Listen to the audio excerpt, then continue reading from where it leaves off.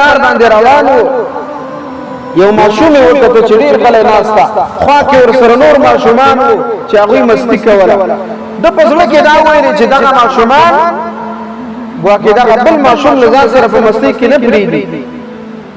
دی ورغی وایي زه به لږ تسلي ورته ورکړم ورته ووایم چې ولې دا څه خبره ده چې د دومره خفه ناست دي ورغی ورته وایي ولې خفه ناست دي که نور ماشومان تا ځان سره نه پرېږدي مستۍ کې که څنګه وایي نه پرېږدي مې خو خبره داسې ده چې الله رب العزت فرمان ده افحسبتم انما خلقناکم عبثا د الله تعالی فرمان ده چې آیا تاسو دا ګمان کوئ چې تاسو ما عبث پیدا کړي یاستئ یعنی د دې لوبو لپاره ما پیدا کړی یاستئ نه د دې مستۍ لپاره د دې لوبو لپاره ما نه پیدا کړی بالو دانا چې دا خبره واورېدله نو ډېر زیات تعجب کې سو او دا ویل چې دا ماشوم ډېر زیات هوښیار ده ورته ویل ما ته نصیحت راته وکړه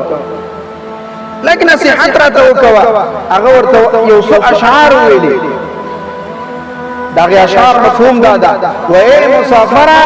ستا سفر ډیر وګت نو د خپل سفر لپاره د ځان ته زاد او راحله تیار کړه خپل سفر لپاره د ځان ته تنظیمات وکړه دا خبره چې ما اوریدله وای ډیر زیات یې وژړل د ژړا پس تا کوم حالت چې په ما باندې چې کله دا لږ نورمال سو لږ برابر سو دا مې ورته ویل چې ولې ته داسې خفه ناستې ته خو معصوم یې معصوم یې ته د ګناه نه پاک یې نو بیا ولې ته دومره د الله رب العزت نه ډارې دغه ماشوم راته په جواب کې ویلې وای کله چې زه د کور زنانه وینم مور مې وینم او هغه ور بلوي نو د ټول نه اول هغه ورکیوړه کې خشاک هغه راجمه کی ورکیوړه کې لرګي راجمه کی پاغي باندې ور بل کی پاغي باندې اول ور بلوي بیا داغه نه پس غټ غټ لرګي راغلي او هغه ورچی پاغي باندې ور تیزوي نو زه ویریګه مداسي چې الله رب العزت خود اور د تیزیدلو هغه وعده کړی دا پیدا سینه چې اول الله رب العزت ټول ماشومان راجمه کی او پاغي باندې اور بل کی او بیا داغه نه پس د غټانو نوبت راورسیږي پاغي باندې پیس عزت دین ډاري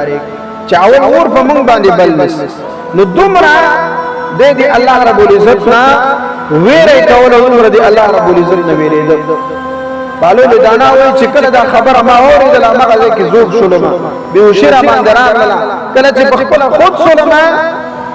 وای ګورم چې ماشوم نشته د کوم خواته تلل نو دا دې ماشوم یو احساس ته چې په ځل کې لري نو کچې کله موږ تاسو دغه احساس په ځل کې ولرو چې مرګ راتلون کېدا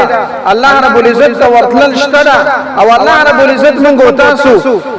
د عبادت کارونو لپاره نه پیدا کړی بلکې د خپل عبادت لپاره پیدا کړی وما خلقت الجن والانس الا ليعبدون د خپل عبادت لپاره پیدا کړی او الله رب العزت ورتک شته نو بیا به هیڅ کله موږ تاسو نه مرګ یې